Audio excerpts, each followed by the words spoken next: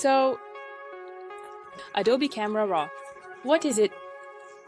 I have selected 4 photos in RAW format for you, highlighted them and transferred them to Photoshop.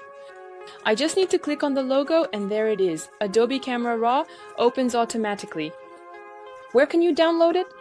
If you have a licensed version of Photoshop, please go to your Creative Cloud and download it from there.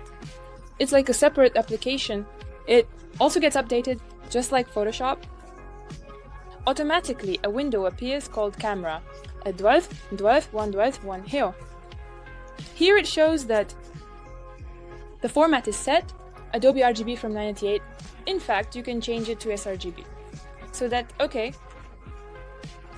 you have the same color space as in Photoshop itself, so that you see natural colors here. You need to basically just press here once and set it to sRGB, because it's a classic color space. And never gotta worry about it again. But still, take a look.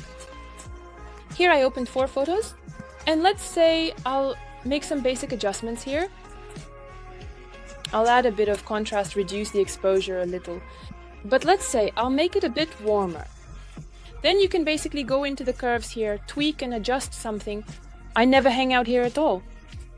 The only thing is that in the factory settings I never, to be continued, touch basically nothing more than the white balance, contrast, and sometimes reduce the saturation a little bit. And I use a great tool called HSL adjustments. This is hue saturation. It's the hue of saturation that we have in Photoshop. But here what's interesting is that we have hue divided by channels. There is saturation, which makes the color duller or more vibrant. And the luminance of this color, for example, if you have bright red lipstick, you can make it a little pinker or a little more orange. Add saturation slightly to the red pigment and make it either lighter or darker. Experiment, it's a lot of fun here. And also tone splitting, blah blah blah blah blah, and so on. Today's topic is not about that. So here I made some adjustments. It doesn't matter whether you do them in 2 minutes or half an hour. There are 2 options here. Either you can take this color and immediately apply it to other photos, or save it as a separate preset. Let's first apply this color correction to the other photos because they are the same. You can either press Command or Ctrl if you're on Windows to select any photos, or you can click on the first photo, hold Shift without releasing it. Click on the last picture, thereby selecting all of them. Right-click with your stylus or the right button of your mouse. And the setting synchronization is performed. Here you can immediately see which settings you have slightly adjusted, and Photoshop tells you that these specific settings will be applied. We click OK. And in this way, this color correction has been applied to all the other photos, but always check their exposure. Usually I adjust the exposure to be a bit lighter or a bit darker on each photo, because our flash sometimes flashes a bit brighter or a bit dimmer during the shoot. Therefore, check each photo. And you click, Open Image is ready. Just click Ready and it won't open in Photoshop. Open Image. This means that you are opening further in Photoshop itself these images. How you can save a preset, you can simply click. Here, the second to last setting, click.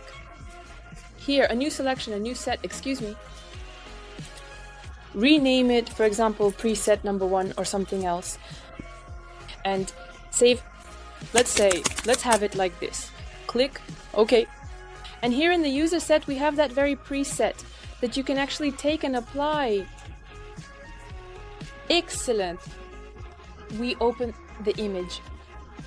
It loads into Photoshop and all these images open in our Photoshop like this. It lags a little, but it's not a big deal.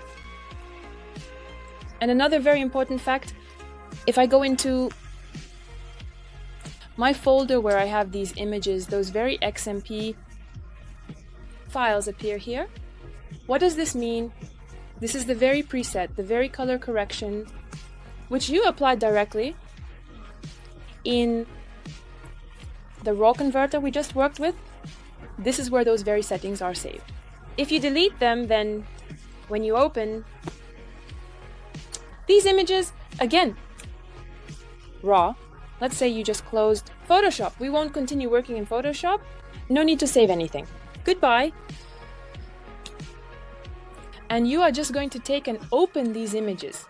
If you have these files and you haven't deleted them, let's select them, and open them in Photoshop again, then we have these corrections saved.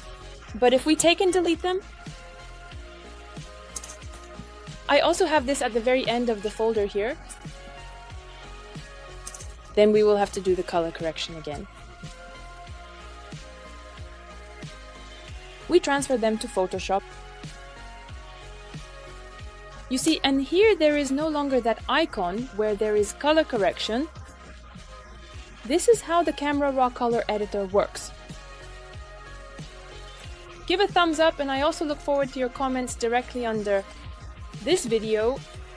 Happy retouching to everyone!